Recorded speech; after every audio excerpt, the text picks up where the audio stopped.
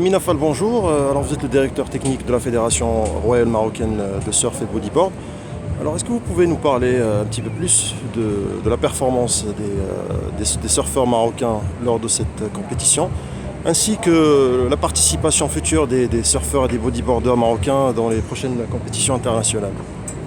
Alors, lors de cette édition-là, nous avons eu beaucoup de participants marocains, professionnels.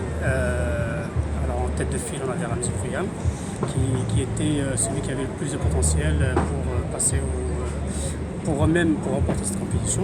Alors, malheureusement, la plupart des Marocains n'ont pas eu la chance de passer, donc, à l'exception de Jed Azami, qui est arrivé au niveau round 3, troisième round.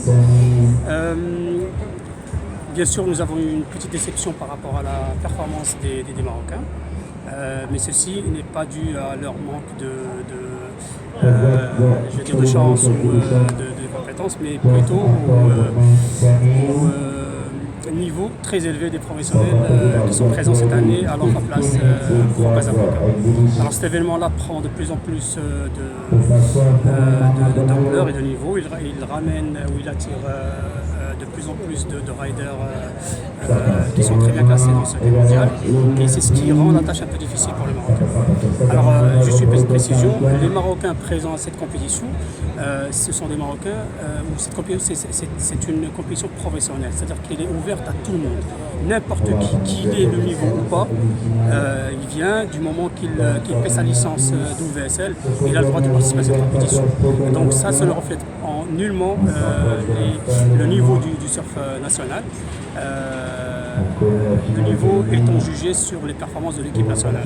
Et à ce sujet-là, l'équipe nationale récemment a participé en mai en France au championnat du monde de surf et a eu un très très bon classement parmi les nations de surf.